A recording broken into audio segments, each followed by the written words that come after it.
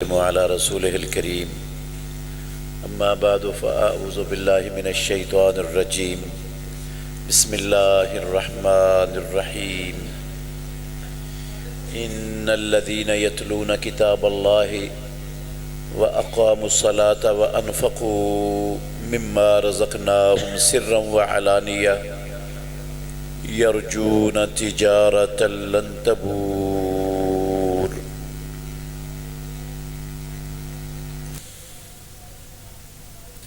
یقیناً وہ لوگ جو اللہ کی کتاب کی تلاوت کرتے ہیں اور جنہوں نے نماز قائم کی اور جو کچھ ہم نے انہیں دیا ہے اس میں سے خفیہ اور اعلانیہ اللہ کی راہ میں خرچ کیا، وہ ایسی تجارت کی امید رکھتے ہیں جس تجارت میں ہرگز خسارہ نہیں۔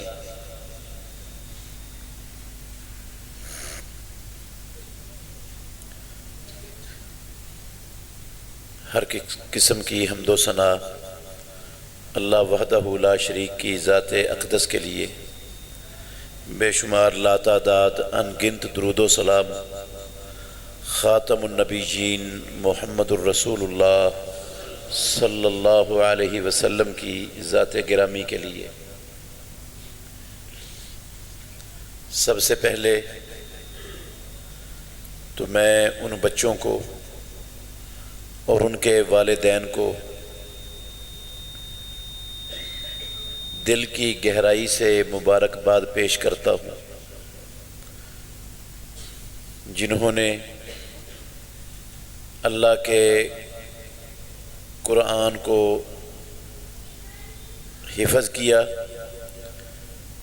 اور جن والدین نے اس عظیم الشان عمل کے لیے اپنے بچوں کو وقف کیا۔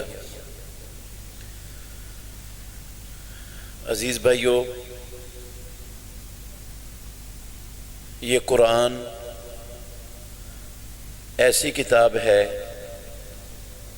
جس کا تعلق اس قرآن سے جڑ جاتا ہے، اللہ اس کو عزتیں، رفعتیں، بلندیاں عطا فرما دیتے ہیں۔ آپ دیکھ لیں، یہ قرآن محمد الرسول اللہ صلی اللہ علیہ وسلم پر نازل ہوا۔ آپ اللہ کی ساری مخلوقات میں سب سے افضل بن گئے۔ یہ قرآن جس مہینے میں اترا وہ مہینہ سال کے 12 مہینوں میں سے سب سے افضل مہینہ بن گیا۔ جس رات میں اترا وہ رات 1000 مہینوں کی عبادت سے افضل ہو گئی، اور جس امت کے لیے اترا وہ کنتم خیر امت، ساری امتوں میں سب سے افضل امت بن گئی۔ جن شہروں میں اترا وہ رب کی زمین پر سب سے افضل شہر بن گئے،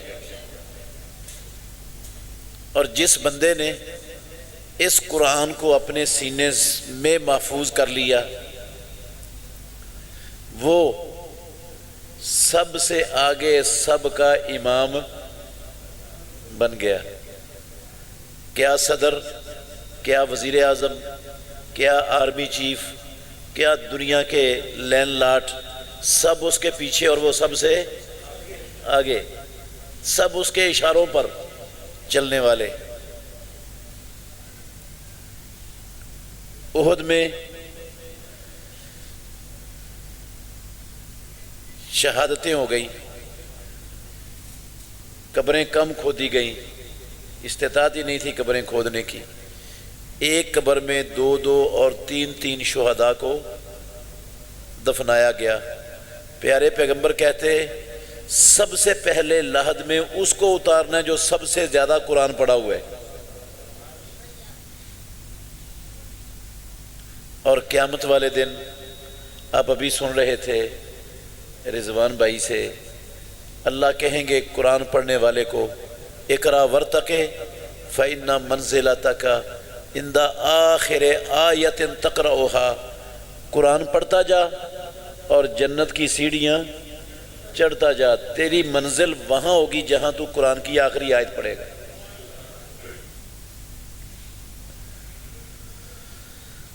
میرے بھائیوں،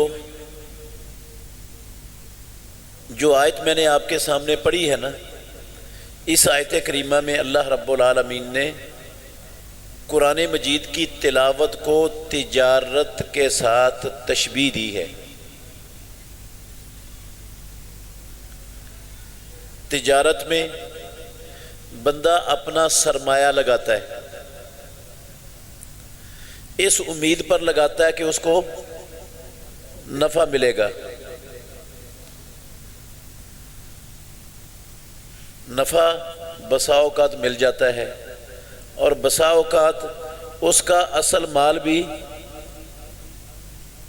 ڈوب جاتا ہے، نقصان ہو جاتا ہے، نفع آنے کی بجائے اصل مال بھی ختم ہو جاتا ہے۔ اور بندے کو امید یہی ہوتی ہے کہ میں نفع کے لیے اپنا اصل مال اس کاروبار میں لگا رہا ہوں، لیکن ساتھ ساتھ اس کو خطرہ بھی ہر وقت رہتا ہے کہ کہیں میرا اصل مال نفع کی بجائے اصل مال ہی ختم نہ ہو جائے۔ رب العالمین نے اس آیت کریمہ میں گارنٹی دی ہے کہ یہ جو تجارت ہے نا قرآن مجید کی تلاوت والی، یہ تجارت کرنے والے کو کسی نقصان، کسی گھاٹے اور کسی خسارے کا اندیشہ رہتا ہی نہیں، اس میں ہے ہی نہیں۔ شاید آپ یہ سمجھ رہے ہوں کہ خسارہ نہ ہونے کا مطلب یہ ہے کہ اس کا اجر ملتا ہے آخرت میں۔ کوئی شک نہیں ہے، ایک ایک حرف پر پروردگار 10 نیکیاں عطا فرماتے ہیں، لیکن میرے بھائیوں صرف یہ نفع نہیں ہے، صرف یہ نفع نہیں ہے، کسی دھوکے میں نہیں رہنا۔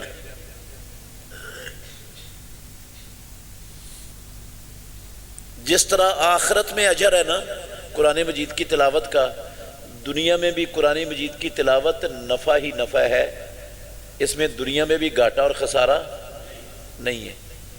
ایک حدیث پڑھتا ہوں، آپ اس پر غور کرنا۔ سنن ابو داود میں حدیث ہے، عقبہ بن عامر رضی اللہ عنہ بیان فرماتے ہیں کہ رسول اللہ صلی اللہ علیہ وسلم اصحاب صفہ کے پاس آئے، آپ نے ان سے کہا تم میں سے کون شخص ہے جس کو پسند ہے کہ وہ صبح سویرے اپنے گھر سے نکلے، وادی بطحان یا وادی عقیق میں جائے، مدینہ طیبہ میں 2 وادیوں کے نام ہیں، اور وہاں سے بڑی بڑی کوہانوں والی 2 اونٹنیاں لے آئے بغیر کوئی گناہ کیے اور بغیر کوئی رشتہ داری توڑے، کسی کو ناراض بھی کرنا نہ پڑے، کوئی حرام اور گناہ کا ارتکاب بھی کرنا نہ پڑے، اور مفت میں اس کو بڑی بڑی کوہانوں والی 2 اونٹنیاں مل جائیں۔ تم میں سے کسے پسند ہے؟ صحابہ نے کہا اللہ کے نبی ہر ایک کو پسند ہے، دنیا کا مال کسے پسند نہیں؟ رسول اللہ صلی اللہ علیہ وسلم نے لفظ جو کہے وہ سننے والے ہیں، آپ نے فرمایا افلا یغدو احدکم الی المسجد، یہ مخاطب اس کے قیامت تک آنے والے سارے محمد الرسول اللہ صلی اللہ علیہ وسلم کے کلمہ پڑھنے والے آپ کے سارے امتی مخاطب ہیں۔ اب میں تم میں سے کوئی بندہ صبح اٹھ کر اللہ کے گھر میں کیوں نہیں آتا؟ فَيَقْرَأُ آیَتَيْنِ مِنْ کتاب اللہ خیر لہ من ناقتین وثلاث خیر لہ من ثلاث واربع خیر لہ من اربع، وہ آ کر اللہ کے قرآن کی 2 آیتیں سیکھ لے، اس کے لیے 2 اونٹنیاں حاصل کر لینے سے افضل، 3 آیتیں سیکھ لے 3 اونٹنیاں حاصل کر لینے سے افضل، 4 سیکھ لے 4 اونٹنیاں حاصل کر لینے سے افضل، وَمِنْ أَعْدَادِهِنَّ مِنَ الْإِبِلِ، جتنی آیتیں سیکھ لے گا اتنی اونٹنیاں حاصل کر لینے سے اس کے لیے بہتر ہو جائے گا۔ اگر بندے کو توجہ کرنا، اگر آپ کو مفت میں 2 اونٹنیاں مل جائیں بڑی بڑی کوہانوں والی، آج کل ایک اونٹنی کی تقریباً کتنی قیمت ہوگی؟ 3-4 لاکھ تو ہوگی کم از کم۔ 6 لاکھ روپیہ جس کو صبح سویرے نہ کوئی گناہ کرنا پڑے، نہ چوری کرنی پڑے، نہ خیانت کرنی پڑے، نہ زیادتی کرنی پڑے، نہ رشتہ داری توڑنی پڑے، مل جائے، اس کے پاؤں لگیں گے زمین پر؟ اچھا، ان چیزوں کے ملنے کا، اونٹنیاں ملنے کا، اس کو دنیا میں فائدہ ہوگا یا آخرت میں؟ ہے آپ سے پوچھنا چاہتا ہوں۔ ماشاءاللہ، دنیا میں بھی اور آخرت میں بھی۔ دنیا میں یہ فائدہ ہے، ان اونٹنیوں پر سواری کر سکتا ہے، ان کا گوشت کھا سکتا ہے، ان کو بیچ کر ان کے قیمت سے اپنی دنیاوی ضرورتیں پوری کر سکتا ہے۔ اور ان کا صرف دنیا میں فائدہ نہیں ہے، آخرت میں بھی ہو سکتا ہے۔ آخرت میں فائدہ یہ ہے کہ ان کو غریبوں مسکینوں کے لیے وقف کر دے، لوگ ان سے فائدہ اٹھائیں، ان کو صدقہ کر دے غریبوں پر، تو آخرت میں فائدہ ہوگا کہ نہیں؟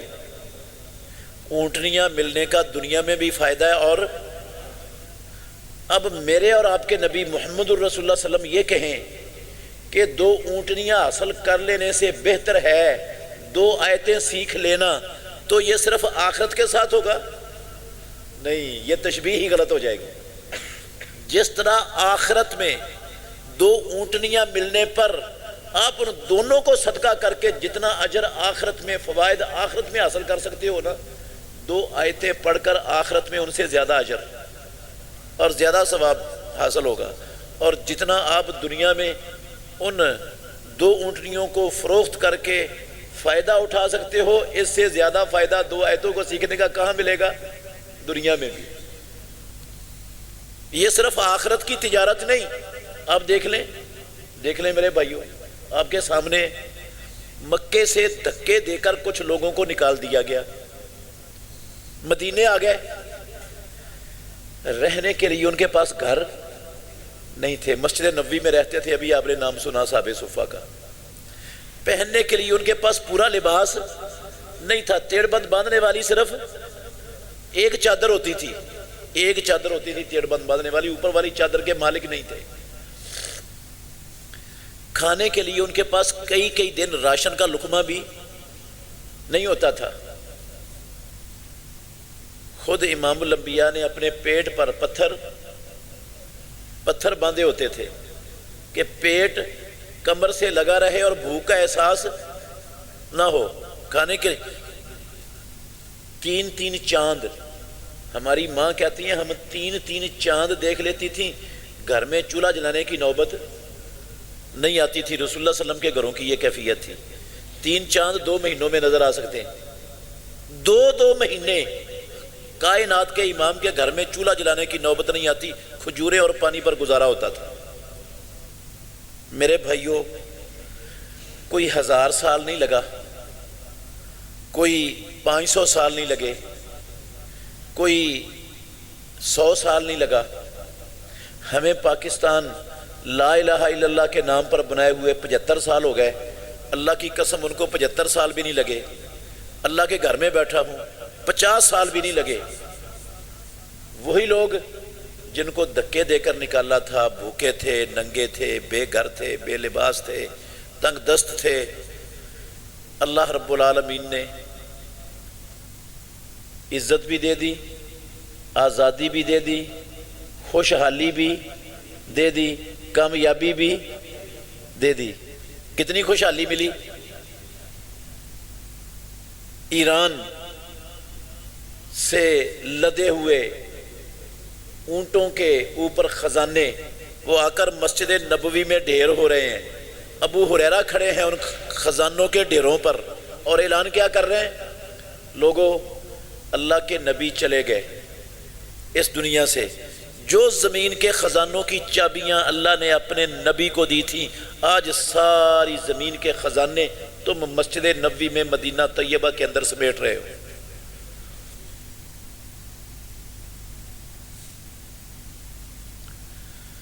صرف خزانے نہیں، عزت نہیں، آزادی نہیں، خوشحالی نہیں، اللہ نے 65 لاکھ مربع میل کی حکومت اور خلافت بھی عطا کر دی. ملا کہ نہیں؟ اور صرف دنیا نہیں، صرف دنیا کی نعمتیں نہیں، پروردگار نے جنت کا سرٹیفکیٹ بھی دے دیا. کیا کہا؟ رضی اللہ عنہم ورضوا عنہ وأعد لهم جنات تجری تحتها الانہار خالدین فیہا ابدا. اللہ ان پر راضی، وہ اللہ پر راضی. اللہ نے ان کے لیے جنتیں تیار کر دیں جن کے نیچے سے نہریں بہ رہی ہیں، جن جنتوں میں ہمیشہ ہمیش رہیں گے. دنیا بھی بن گئی اور آخرت بھی بن گئی. دیانتداری سے بتانا، اللہ کے گھر میں بیٹھے ہو. انہوں نے کتنی سپر مارکیٹیں بنائی تھیں مدینے میں یہ خوشحالی حاصل کرنے کے لیے. ہاں، کتنی فیکٹریاں اور کارخانے لگائے تھے اس خوشحالی تک، اس عزت کامیابی تک پہنچنے کے لیے. کتنی زمینیں کاشت کر کے باغات اور اناج اگا کر انہوں نے یہ سارا کچھ حاصل کیا تھا. کیوں جی؟ یہ خوشحالی جو مدینے والوں کو ملی، خزانوں کے ڈھیر ہو گئے. احد پہاڑ میں سونا تھا، آج بھی ہے. انہوں نے سونا نکال کر خوشحالی حاصل کی تھی وہاں سے. سعودی عرب کی زمین میں تیل ہے، انہوں نے تیل کے کنویں کھود کر خوشحالی حاصل کی تھی.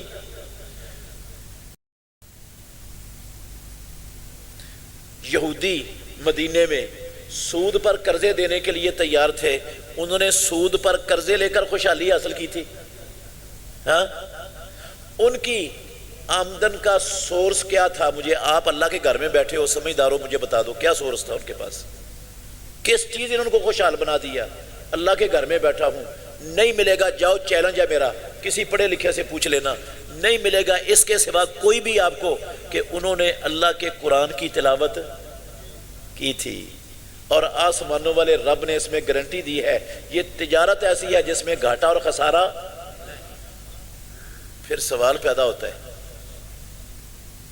انہوں نے تو تجارت کی، انہوں نے تو تلاوت کی، ان کو تو سارا کچھ مل گیا، تلاوت تو ہم بھی کر رہے ہیں. جب سے پاکستان بنا ہے، ہر مسجد کے اندر 5 نمازوں میں امام صاحب تلاوت کرتے ہیں قرآن کی کہ نہیں؟ تلاوت ہوتی ہے. جتنے نماز پڑھتے ہیں سارے قرآن پڑھتے ہیں نماز میں کہ نہیں؟ بے شمار مساجد ایسی ہیں جن میں صبح سے لے کر شام تک ہمارے بچے قرآن کی تلاوت کرتے ہیں، قرآن پڑھتے ہیں. اللہ اکبر. اور ہر گھر کے اندر بھی کچھ نہ کچھ قرآن، زیادہ نہ صحیح کچھ نہ کچھ لوگ پڑھنے والے ہیں. صبح روزانہ پڑھتے ہیں لوگ. اور رمضان آتا ہے تو ماشاءاللہ ہر فرد قرآن کی تلاوت شروع کر دیتا ہے، اور ہر بندے کی کوشش ہوتی ہے کم از کم ایک قرآن رمضان میں مکمل کروں میں. ہوتا ہے کہ نہیں ہوتا؟ تو یہ تو 75 سالوں سے تلاوت تو ہمارے ہاں بھی ہو رہی ہے. علماء تلاوت کر رہے ہیں، درسوں میں تلاوت ہو رہی ہے، قرات کانفرنسوں کے اندر تلاوت ہو رہی ہے، مدرسوں میں تلاوت ہو رہی ہے. تو پھر ہم مہنگائی کی چکی میں کیوں پس رہے ہیں؟ بے روزگاری اور تنگ دستی کا شکار کیوں ہیں؟ ہمیں اس تجارت نے نفع کیوں نہیں دیا؟ اگر ان کو دیا تھا تو سوال پیدا ہوتا ہے کہ نہیں؟ میرے بھائیوں، بس یہی بات سمجھانا چاہتا ہوں آپ کو. جس تلاوت کے لیے قرآن اللہ رب العالمین نے نازل کیا تھا نا، ہم نے وہ تلاوت کی نہیں. ہم نے وہ تلاوت کی ہی نہیں. ہمیں اللہ کے گھر میں بیٹھا ہوں، اس تلاوت کا شعور ہے ہی نہیں، سمجھ ہی نہیں اس تلاوت کی جس تلاوت کے لیے آسمانوں والے رب نے قرآن نازل کیا ہوا ہے. نبی مکرم صلی اللہ علیہ وسلم نے اپنے صحابہ کو وہ والی تلاوت کروائی تھی جس تلاوت کے لیے قرآن اترا تھا. صحابہ نے اپنے شاگردوں کو وہ والی تلاوت کروائی تھی جس تلاوت کے لیے رب نے قرآن اتارا تھا. ہم نے نہ تلاوت کی اور نہ ہمیں اس تلاوت کی سمجھ اور شعور ہے. ناراض نہیں ہونا، آپ کی نہیں بات کر رہا میں، ساری پاکستانی قوم کی، بلکہ پاکستانی قوم کی نہیں، 2.25 ارب کلمہ پڑھنے والی امت کی بات کر رہا ہوں. ہم نے وہ تلاوت کی نہیں، ہمیں نہیں آتی وہ تلاوت، پتہ ہی نہیں، شعور ہی نہیں ہے اس کا۔ وہ تلاوت کیا تھی؟ ایک حدیث سے آپ نے اندازہ لگانا ہے۔ ابو عبد الرحمن السلمی رحمۃ اللہ علیہ تابعی ہیں جلیل القدر، بہت سارے صحابہ کے شاگرد ہیں، عائشہ رضی اللہ عنہا سے بھی حدیثیں بیان کرتے ہیں۔ وہ کہتے ہیں کہ ہمیں ان لوگوں نے قرآن پڑھایا، یہ غور کرنا کس تلاوت کے لیے قرآن اترا اور صحابہ کون سی تلاوت کرتے تھے۔ ہمیں ان لوگوں نے قرآن پڑھایا جنہوں نے ڈائریکٹ قرآن رسول اللہ صلی اللہ علیہ وسلم سے پڑھا تھا۔ عثمان بن عفان، عبداللہ بن مسعود نام لیے انہوں نے، اور بھی صحابہ کے نام لیے۔ یہ استاد ہمارے، یہ لوگ ہمارے قرآن کے استاد ہیں۔ ہم کیسے تلاوت کرتے تھے، یہ ہمیں کیسے تلاوت کرواتے تھے؟ سنو، کہتے ہیں کنا نقرأ العشر الآیات، ہم قرآن مجید کی 10 آیتوں کی تلاوت کرتے تھے۔ کتنی آیتوں کی تلاوت کرتے تھے؟ 10 آیتوں کی۔ لا نتجاوزھا، 10 آیتیں پڑھ کر ہم اگلی 11ویں آیت شروع کرتے ہی نہیں تھے، 10 آیتوں سے آگے نہیں گزرتے تھے۔ حتی نعلم ما فیہا، جب تک ہم جان نہیں لیتے تھے ان 10 آیتوں میں ہمارے خالق و مالک کا ہمارے نام پیغام ہے کیا، اس نے ہمارے لیے حلال کیا کیا ہے، حرام کیا کیا ہے، ہمارے زندگی گزارنے کے اصول کیا بتائے ہیں، سیاست کے، معیشت کے، معاشرت کے، رہن سہن کے کیا طریقے اللہ نے سمجھائے ہیں قرآن میں۔ جب تک ان 10 آیتوں میں جو رب اپنے بندوں کو پیغام دینا چاہتا تھا، جب تک ہم وہ پیغام سمجھ نہیں لیتے تھے، وَنَعْمَلَ عَلَيْهَا، اور سمجھ کر ان ساری باتوں پر عمل نہیں کر لیتے تھے، اگلی 10 آیتیں شروع نہیں کرتے تھے۔ پہلے آیتوں کے لفظ سیکھتے، پھر ان کا معنی سمجھتے، پھر اس پر عمل کرتے۔ جب یہ 3 چیزیں پوری ہو جاتی پھر اگلی 10 آیتیں پڑھنے کے لیے استاد صاحب کے پاس بیٹھ جاتے۔ میرے بھائیوں، دیانتداری سے بتائیں، یہ والی تلاوت مسلمان امت کے اندر کہاں پائی جاتی ہے؟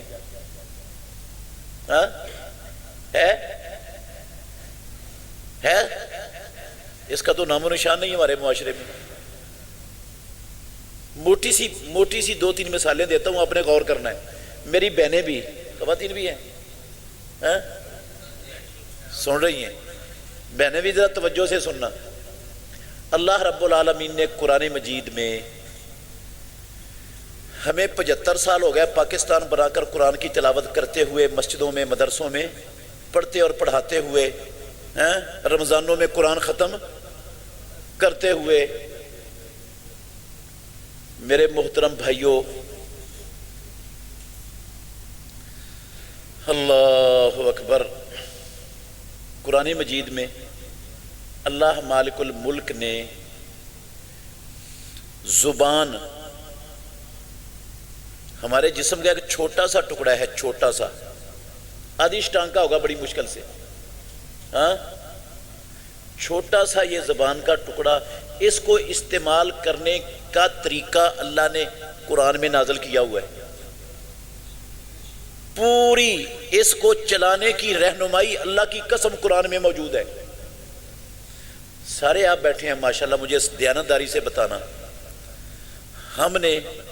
ہم سے مراد آپ لوگ نہیں، ہم سے مراد ساری مسلمان امت قرآن پڑھنے والی، ہم نے اپنی زبانوں کو قرآن کی تعلیمات کے سانچے میں ڈال لیا۔ کیوں جی؟ قرآن اپنی زبانوں پر نافذ کر لیا ہم مسلمانوں نے۔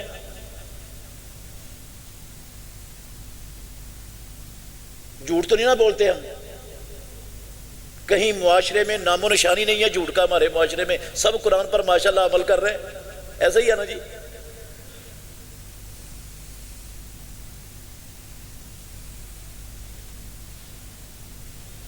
اس قدر جھوٹ، اس قدر جھوٹ، اس قدر جھوٹ ہمارے معاشرے کے اندر رائج ہے۔ اللہ کی قسم، جھوٹ بولنے کو سیاست، جھوٹ بولنے کو عقل مندی، جھوٹ بولنے کو سمجھداری سمجھا جا رہا ہے ہمارے معاشرے میں۔ جتنا بڑا جھوٹا ہے، جتنا بڑا کذاب ہے، اتنا بڑا وہ کیا ہے؟ سیاست دان ہے۔ ناراض نہیں ہونا۔ ہماری چلے جاؤ عدالتوں میں. ادھر ایڈوکیٹ صاحب کا بھی نام میں سن رہا تھا، بیٹھے ہوں گے، انشاءاللہ گواہی دیں گے. میرے بھائیوں، جتنا زیادہ آپ اپنے کیس کو جھوٹ سے مزین کریں گے اتنا زیادہ آپ کا کیس کیا ہو جائے گا؟ مضبوط ہو جائے گا. یہاں پر سچ بولو گے تو قیامت تک آپ کو آپ کا حق مل نہیں سکتا. یہ گندا غلیظ پلید نظام پیدا کرنے والے کی قسم ہندوؤں، یہودیوں، عیسائیوں، کمیونسٹوں، بدھ متوں میں نہیں ہے. یہ کن میں ہے؟ قرآن پڑھنے والوں میں. کن میں ہے یہ؟ قرآن پڑھنے والوں میں. محمد الرسول اللہ صلی اللہ علیہ وسلم کی بعثت سے پہلے اللہ کو گواہ بنا کے کہتا ہوں، وہ لوگ بھی جھوٹ بولنے سے نفرت کرتے تھے. اللہ کے نبی کی بعثت سے بھی پہلے جو جاہلیت کے لوگ تھے نا، قسم اللہ کی جھوٹ سے نفرت تھی ان کو. نہیں یاد آپ کو؟ صحیح بخاری کے شروع میں ہے حدیث، ابو سفیان کو بلا لیا ہرقل نے اپنے دربار میں. یاد ہے نا؟ آ گیا یاد کہ نہیں؟ اس نے کہا، ساری آپ جانتے ہیں، میں صرف اشارہ کر رہا ہوں. اس کو آگے کر لیا ابو سفیان کو، اس کے ساتھیوں کو پیچھے بٹھا لیا. کہا میں اس سے کچھ سوال کرنے والا ہوں، اگر جھوٹ بولے تو تم نے، پچھلوں کو کہا تم نے بتا دینا. ابو سفیان سے اس نے جتنے سوال کیے سارے کے سارے اس نے سچ بتائے. اللہ کے نبی کا بدترین دشمن تھا، رسول اللہ صلی اللہ علیہ وسلم کا بدترین دشمن تھا. پچھلے بھی نبی صلی اللہ علیہ وسلم کے دشمن تھے جو پیچھے بیٹھے تھے ابو سفیان کے. اس وقت اللہ کے نبی پر جھوٹ بولنا چاہتا تو کوئی رکاوٹ نہیں تھی. پچھلوں نے اس کا انکار کوئی نہیں کرنا تھا، ان کو بھی نبی صلی اللہ علیہ وسلم سے دشمنی تھی. اس نے جھوٹ نہیں بولا. کس وجہ سے نہیں بولا؟ کہتا ہے میں نے اس لیے جھوٹ نہیں بولا، لوگ کہیں گے سردار صاحب نے فلاں مجلس میں جھوٹ بولا تھا، مجھے جھوٹا کہیں گے. ہاں، آج ماں باپ اپنی اولاد سے جھوٹ بولتے ہیں، اولاد ماں باپ سے جھوٹ بولتی ہے، استاد اپنے شاگردوں سے جھوٹ بولتے ہیں، شاگرد اپنے استادوں سے جھوٹ بولتے ہیں، افسر اپنی رعایا سے جھوٹ بولتے ہیں، رعایا اپنے افسروں سے جھوٹ بولتی ہے، حکمران اپنی قوم سے، اپنے لوگوں سے، عوام سے جھوٹ بولتی ہے، عوام اپنے حکمرانوں سے جھوٹ بولتی ہے. ہمارا الف سے لے کر یہ تک سارے کا سارا سسٹم اللہ کی قسم جھوٹ کی غلاظت بڑے ڈھیر پر قائم ہے. اور میں تو یہ بھی کہہ سکتا ہوں شیطان بھی پریشان ہوتا ہوگا ہمارے جھوٹ سن کر کہ میں تو زندگی میں کبھی اتنے بڑے جھوٹ بول نہیں سکا جتنے بڑے جھوٹ ماشاءاللہ یہ مسلمان قوم قرآن پڑھنے والی بول رہی ہے. اس کو بھی شرم آتی ہوگی، شیطان کو بھی، قسم ہے اللہ کی. اتنے بڑے جھوٹ شیطان نے بھی نہیں بولا ہوگا جو ہم مسلمان قرآن پڑھنے والے، نبی کے امتی، نبی کا نام لینے والے، بے شرم بے حیا، ہر شے جھوٹ پر، ساری تجارت جھوٹ پر یار، ساری سیاست جھوٹ پر. جس مجلس میں بیٹھتے ہیں، ناراض نہیں ہونا، آپ کی نہیں ساری امت کی بات کر رہا ہوں، جس مجلس میں بیٹھتے ہیں، ہماری بہنیں بیٹھتی ہیں، ساس اپنی بہو کی غیبتیں کر رہی ہوتی ہے، بہو اپنی ساس کی غیبتیں کر رہی ہوتی ہیں، نندیں اپنی بھابیوں کی کر رہی ہیں، بھابی اپنی نندوں کی غیبتیں کر رہی ہیں، ہر دوست اپنے دوست کی غیبتیں دوسری مجلسوں میں کر رہا ہے. اللہ نے زبان اسی لیے دی ہے نا غیبتیں کرنے کی. قرآن میں کہا غیبتیں خوب کیا کرو. ہاں یار 75 سال ہو گئے قرآن پڑھتے ہوئے، سنتے ہوئے، نمازیں پڑھتے ہوئے، جمعے پڑھتے ہوئے، درس سنتے ہوئے، جلسے سنتے ہوئے، آج تک ہم اپنی زبان پر رب کے قرآن کو نافذ نہیں کر سکے. ہم کون سی تلاوت کر رہے ہیں؟ قرآن کس تلاوت کے لیے اترا ہے؟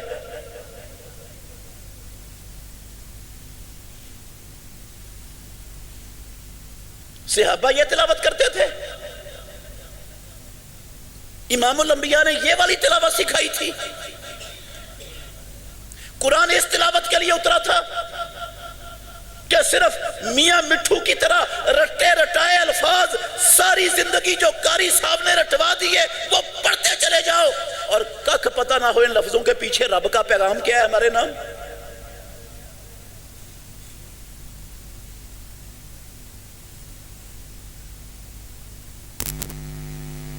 آپ کی بات نہیں کر رہا، ساری مسلمان امت کی بات کر رہا ہوں۔ ہم نے پتہ کیا سمجھا ہوا ہے؟ ناراض نہیں ہونا۔ قرآن کس لیے آیا ہے؟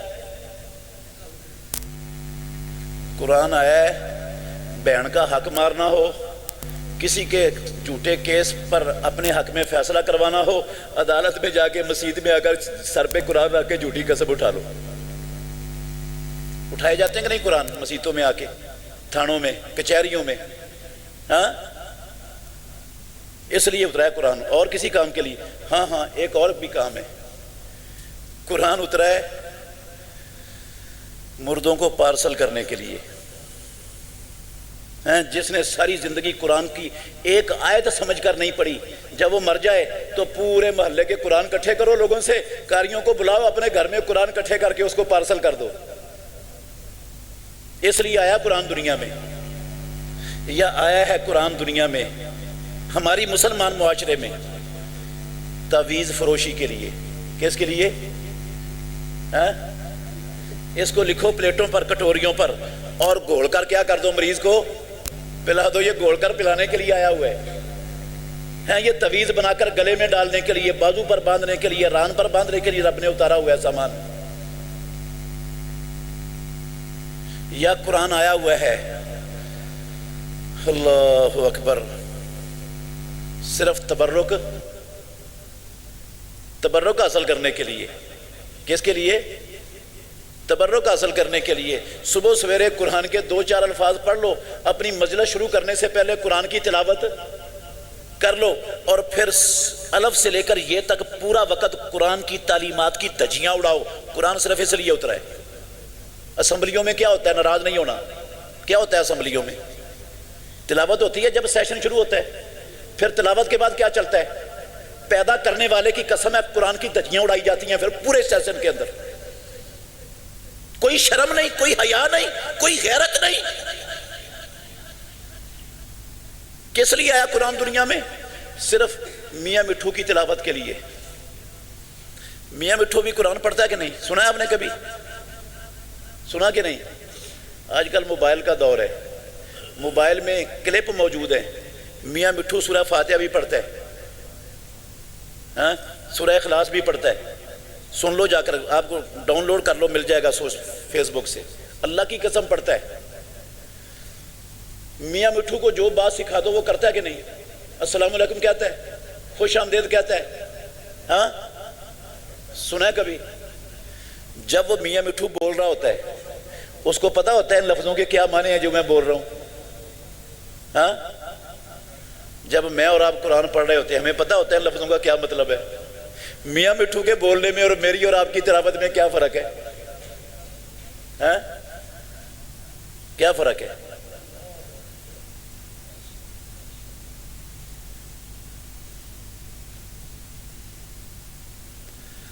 اللہ اکبر۔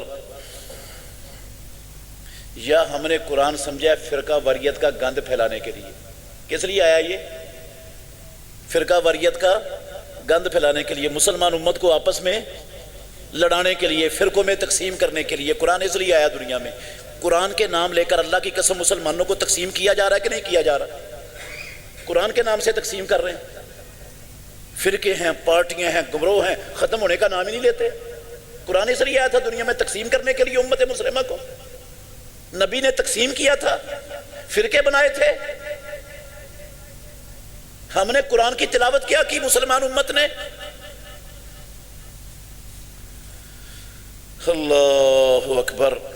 میرے بھائیوں، ناراض نہیں ہونا۔ قرآن میں کیا ہے؟ کس تلاوت کے لیے اترا ہے قرآن؟ سورہ سواد کی 29 نمبر آیت ہے۔ یہ گھر جا کے تفصیل سے پڑھنی ہے آپ نے، میں صرف اشارہ کر رہا ہوں۔ اللہ کہتے ہیں کتاب انزلناہ الیک مبارک لِيَدَّبَّرُوا آیَاتِهِ وَلِيَتَذَكَّرَ أُولُو الْأَلْبَابِ۔ قرآن مجید یہ بابرکت کتاب ہم نے اس کو اتارا، کس لیے اتارا؟ لِيَدَّبَّرُوا آیَاتِهِ، تاکہ لوگ اس کی آیتوں پر غور و فکر کریں، تدبر کریں، اس کو سمجھیں۔ وَلِيَتَذَكَّرَ أُولُو الْأَلْبَابِ، تاکہ عقل والے اس قرآن سے رہنمائی لیں۔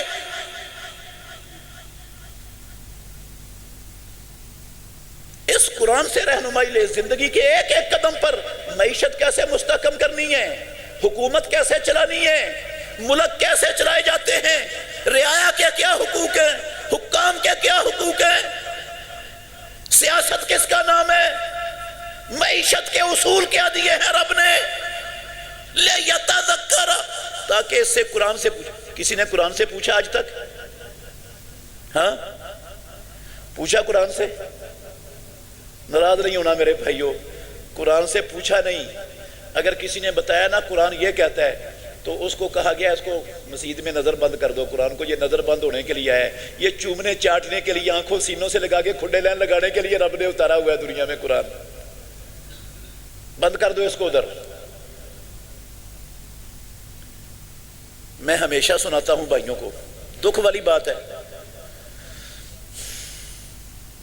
1999 میں یہ آپ کا ملک مسلمانوں کا ملک ہے، یہودیوں، عیسائیوں، ہندوؤں، کمیونسٹوں، بدھ متوں کا نہیں ہے، لا الہ الا اللہ محمد الرسول اللہ کے نام پر بنا ہے۔ 1999 میں پاکستان کی وفاقی شرعی عدالت نے فیصلہ کر دیا کہ سود کو اللہ اور اللہ کے رسول نے حرام کیا ہے، یہ مسلمانوں کا ملک ہے، اسلام مسلمانوں میں سود چلنے کی اجازت نہیں دیتا، لہٰذا ہم فیصلہ دے رہے ہیں۔ وفاقی شرعی عدالت کے سارے ججوں کا متفقہ فیصلہ، 2 سال کے اندر اندر ملک پاکستان سے سود کو کیا کر دیا جائے؟ ختم، سارا سود ختم کر دو، 2 سال کے اندر اندر۔ میرے بھائیوں، اس وقت کا وزیر اعظم ماشاءاللہ کلمہ پڑھنے والا، ہاں ہندو، یہودی، عیسائی نہیں، مسلمان، اس نے جا کر سپریم کورٹ میں ریٹ دائر کر دی۔ کیا کہا؟ اس نے کہا اس فیصلے کے خلاف ہمیں سٹے دیا جائے، کیونکہ اگر ہم سود حرام کرتے ہیں تو ہمارا ملک ہمارا ملک، یہ اس کے لفظ ہیں، آن دی ریکارڈ ہے، میں بہتان نہیں باندھ رہا، اس نے کہا ہمارا ملک چل نہیں سکتا، اس لیے سٹے دیا جائے اس کے خلاف۔ اور ہماری پاکستان کی سب سے ماشاءاللہ محترم عدالت، سپریم کورٹ کے محترم ججوں نے وزیر اعظم کی درخواست پر سٹے دے دیا۔ رب نے قرآن میں کہا تھا یمحق اللہ الربا، سود مٹاتا ہے، اصل زر کو بھی لے ڈوبتا ہے، معیشت کا بیڑا غرق کر دیتا ہے، قوموں کا ستیہ ناش کر دیتا ہے، ملکوں کا نام و نشان مٹا دیتا ہے۔ یربی الصدقات، صدقات قوموں کو، مالوں کو، چیزوں کو کیا کرتے ہیں؟ بڑھاتے ہیں۔ انہوں نے کہا نہیں، سود حرام ہوگا تو ملک چل نہیں سکتا۔ آپ نے کبھی غور نہیں کیا ہوگا ان الفاظ پر؟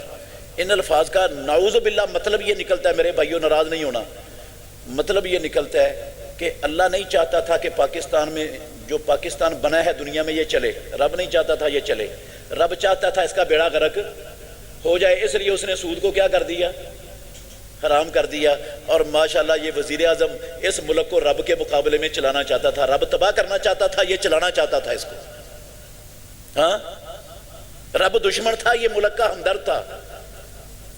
اچھا پھر چلو سٹے مل گیا، سٹے ہو گیا، 20 سال تک سٹے رہا، چل پڑا پاکستان؟ مہنگائی کا نام و نشان مٹ گیا یار، آپ کہتے ہیں نہیں، ختم ہو گئی مہنگائی ساری، بے روزگاری بھی ختم ہو گئی، تنگ دستی بھی ختم ہو گئی۔ IMF اور ورلڈ بینک، یہ دنیا کے عالمی استحصالی انسان نما بھیڑیے، درندے، کتے، ان کی غلامی سے بھی پاکستان نجات پا گیا۔ چلا کہ نہیں چلا؟ کیا چلایا ان لعنتیوں نے؟ پوچھو ان سے کیا چلایا انہوں نے ملک کو؟ سود کو جائز قرار دے کے، حلال قرار رکھ کے کیا چلایا ملک کو؟ جو تھوڑا بہت چل رہا تھا اس کا بھی ستیہ ناش کر کے ان ظالموں نے رکھ دیا ملک کا۔ اللہ اکبر، سود کے بغیر چل نہیں سکتا، کیسی فضول بات ہے۔ محمد الرسول اللہ صلی اللہ علیہ وسلم نے سود حرام کیا، مدینہ چلا کہ نہیں چلا؟ صدیق اکبر کے دور میں ایک ٹیڑی پیسے کا سودی لین دین نہیں تھا. مسلمانوں کی حکومت چلی کہ نہیں؟ فاروق اعظم کے دور میں اللہ کی قسم 1 روپے کا ایک ٹیڑی پیسے کا سودی لین دین نہیں تھا. ساری دنیا میں 24 لاکھ مربع میل پر مسلمانوں کی حکومت چلی کہ نہیں چلی؟ کیسی چلی؟ کیسی چلی؟ بچہ پیدا ہوتا تھا، اللہ کے گھر میں بیٹھا ہوں، مسلمانوں کے گھر میں، کعبے کے رب کی قسم ہے اس کے پیدا ہوتے وقت ہی خزانے سے اس کا وظیفہ لگ جاتا تھا.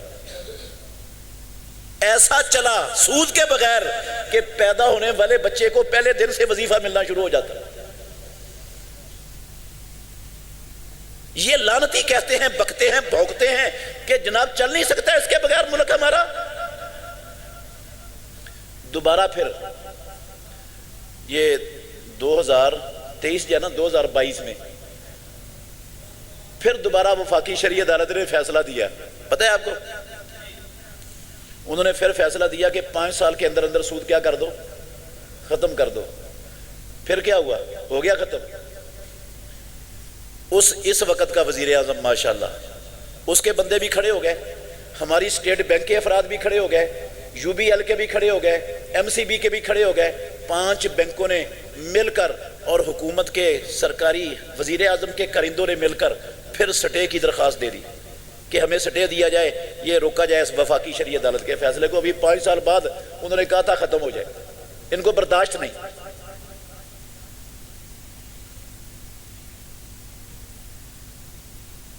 کشکول گلے میں لٹکائے ہوئے، جولیاں پھیلائی ہوئی ہیں، کبھی آئی ایم ایف کے دروازے پر، کبھی ورلڈ بینک کے دروازے پر، کبھی امریکہ بدماش کی دہلیز پر، کبھی کسی کے سامنے. ہم 75 سالوں سے تمہارے ڈالروں کے ٹکڑوں پر پلنے والے تمہارے پالتو کتے، ہم بھوکے مرنے لگے ہیں، ڈیفالٹر ہونے لگے ہیں، ہمارے ملک کا بیڑا غرق ہونے لگا ہے. اپنے پالتو کتوں کو تھوڑے سے ڈالروں کے ٹکڑے ڈال دو سود پر. مسلمان ہے یار، یہ قرآن کی تلاوت یہ سکھاتی ہے مسلمانوں کو. اور ہم ان لعنتیوں کو بار بار ووٹیں صندوقڑیاں بھر کے ان لعنتیوں کو وزارتوں صدارتوں پر بٹھاتے ہیں. ہم بھی صحیح تلاوت کر رہے ہیں، ہاں قرآن اسی تلاوت کے لیے اترا ہے.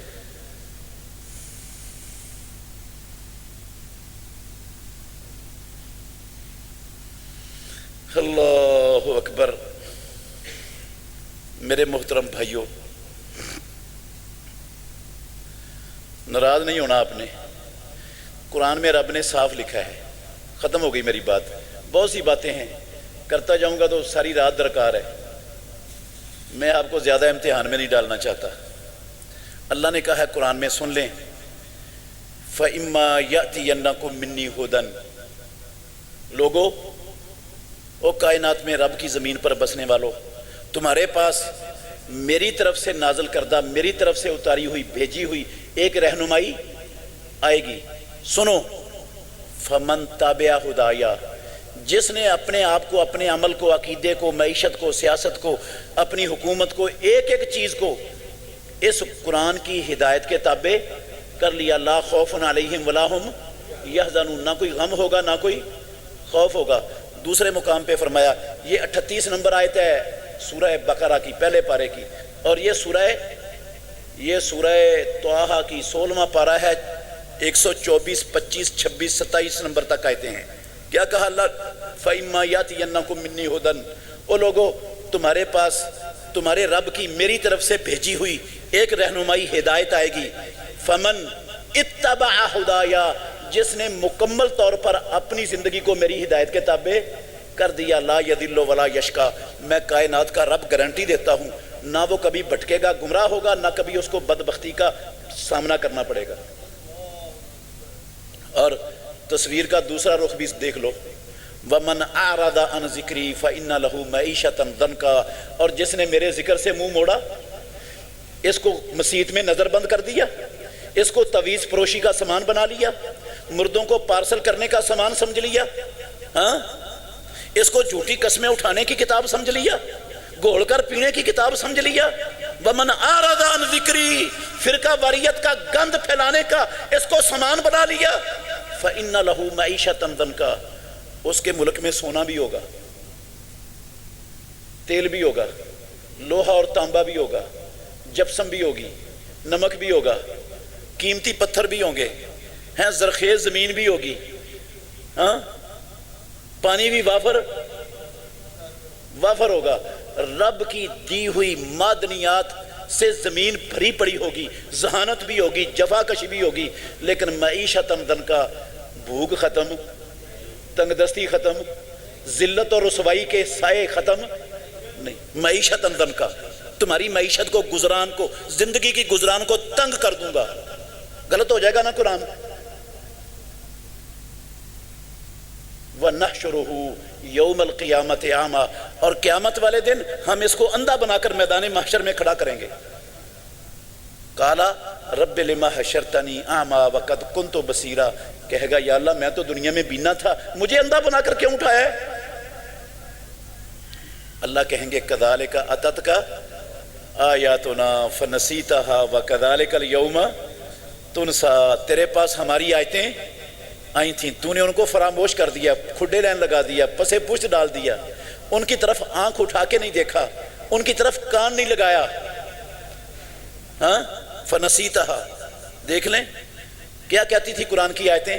وَقَرْنَا فِي بُيُوتِكُنَّ، آخری مثال دے کے ختم کر رہا ہوں، وَقَرْنَا فِي بُيُوتِكُنَّ، او اللہ کی بندی ہو، او محمد الرسول اللہ کا کلمہ پڑھنے والی ہو، اسلام کی بیٹی ہو، وَقَرْنَا فِي بُيُوتِكُنَّ، تمہارا مقام تمہاری چار دیواریاں ہیں، تمہارے گھر ہیں، اپنے گھروں میں ٹکی رہو۔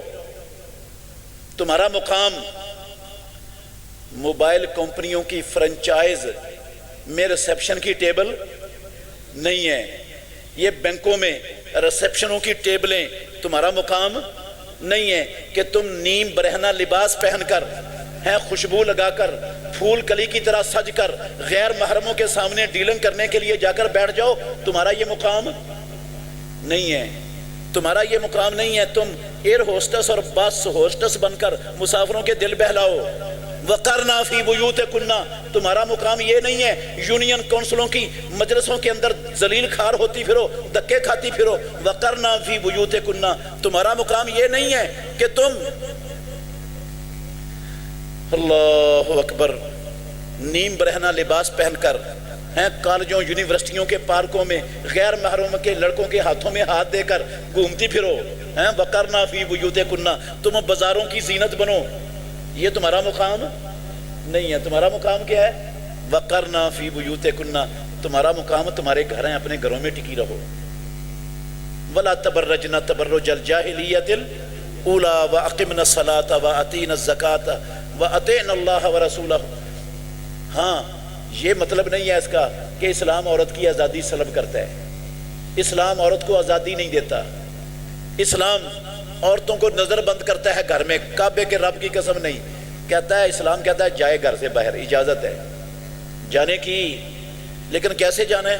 یا ایھا النبی کل ازواجک و بناتک و نساء المؤمنین یدنین علیہن من جلابیبہن، اے میرے محمد اپنی بیویوں کو، اپنی بیٹیوں کو، قیامت تک آنے والی مومنوں کی عورتوں کو کہہ دو یدنین علیہن من جلابی، اپنی بڑی چادر سے پورا جسم لپیٹ کر اپنا ایک پلو سینے پہ لٹکا کے پھر نکلو۔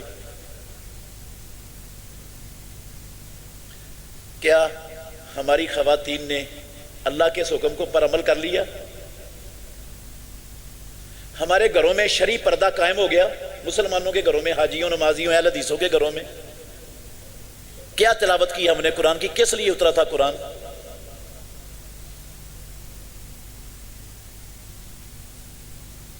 میرے بھائیوں،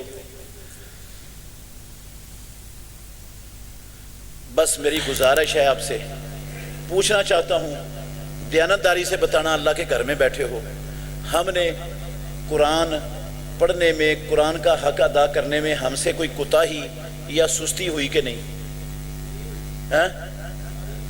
تھوڑی سی؟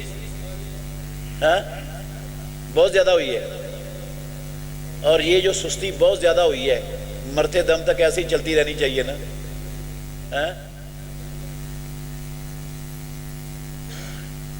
چلتی رہنی چاہیے مرتے دم تک، ختم ہونی چاہیے۔ طریقہ کیا ہے پھر؟ طریقہ چھوٹا سا بتاتا ہوں، منوا نہیں سکتا آپ سے، منوا نہیں سکتا، اتھارٹی نہیں میرے پاس منوانے کی، اختیار نہیں ہے، منت کرتا ہوں آپ کی، مان لو گے تو آپ کا بھلا، نہیں مانو گے تو تب بھی آپ کا بھلا، دشمن نہیں ہوں آپ کا، آپ کے بھلے کے لیے انشاءاللہ دعا کروں گا۔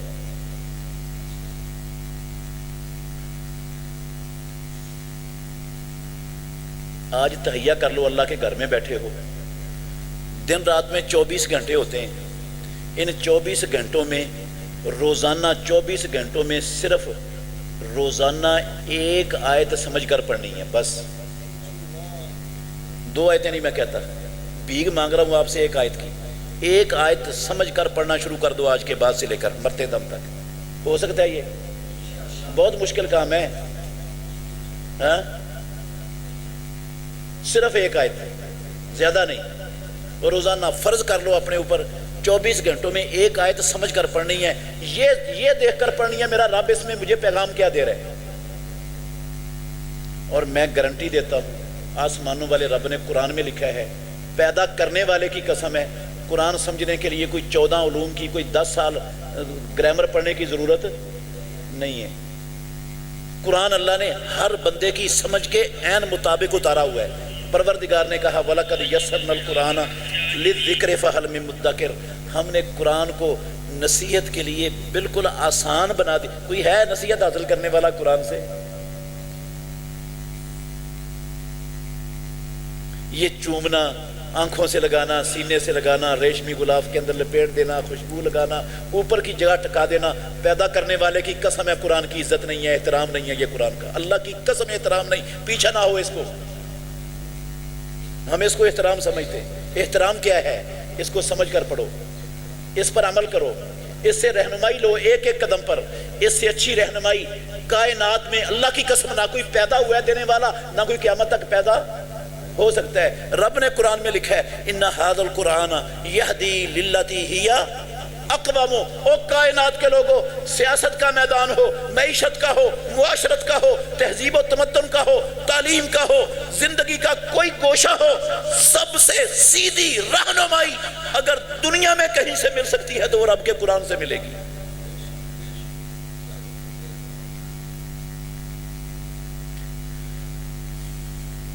تو پھر انشاءاللہ کوتاہی دور ہوگی، شروع کریں گے ایسا کرنا۔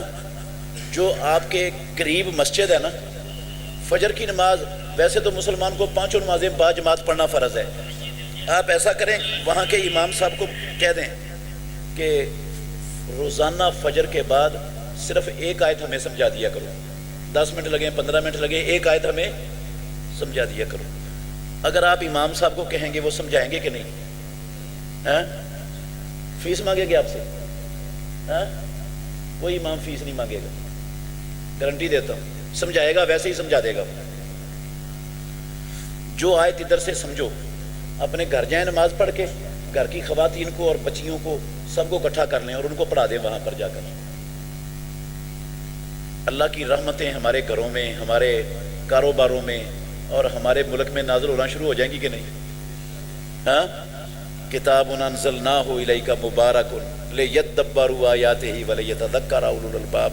اللہ مجھے اور آپ کو سمجھنے کی، عمل کرنے کی توفیق عطا فرمائے، اسلام پر، اسلام کے لیے زندہ رکھے، موت دے تو پروردگار مقتل کے میدان میں مقبول شہادت کی موت نصیب فرمائے۔ آخر دعوانا ان الحمدللہ رب العالمین۔ ہو گئی تو عزیز بھائیو، مسئلہ سمجھ لے، نہیں سمجھاتا تو میں سمجھتا ہوں شاید خیانت نہ ہو جائے۔ دعا کرنا عبادت ہے۔ دعا کرنا کیا ہے؟ کیا ہے دعا کرنا؟ اس کو اللہ نے عبادت کہا ہے، اللہ کے نبی نے بھی عبادت کہا ہے۔ اور جو اللہ سے نہیں مانگتا، اللہ نے کہا جو تکبر کرتا ہے نا رب سے مانگنے سے، وہ ذلیل و خوار ہو کر جہنم میں داخل ہوگا، وہ ذلیل و خوار ہو کر جہنم میں داخل ہوگا، قرآن میں لکھا ہوا ہے۔ اور رسول اللہ صلی اللہ علیہ وسلم نے فرمایا من لم یسأل اللہ یغضب علیہ، جو اللہ سے نہیں مانگتا اللہ اس بندے سے ناراض ہو جاتا ہے، رب ناراض ہوتا ہے نہ مانگنے والے سے۔ اللہ نے ہمیں پیدا کس لیے کی ہے؟ اپنی عبادت کے لیے، تو دعا کرنا کیا ہے؟ عبادت ہے، تو اس عبادت سے جان چھڑانی چاہیے کرنی کترانی چاہیے، بھاگنا چاہیے عبادت سے، رب کی عبادت سے۔ مگر میرے بھائیوں، دعا عبادت ہے، اور عبادت میں طریقہ میرا یا آپ کا نہیں چلتا، نہ باپ دادے کا چلتا ہے، نہ مولوی صاحب پیر صاحب کا چلتا ہے۔ دعا عبادت میں طریقہ چلتا ہے مدینے والے امام محمد الرسول اللہ کا۔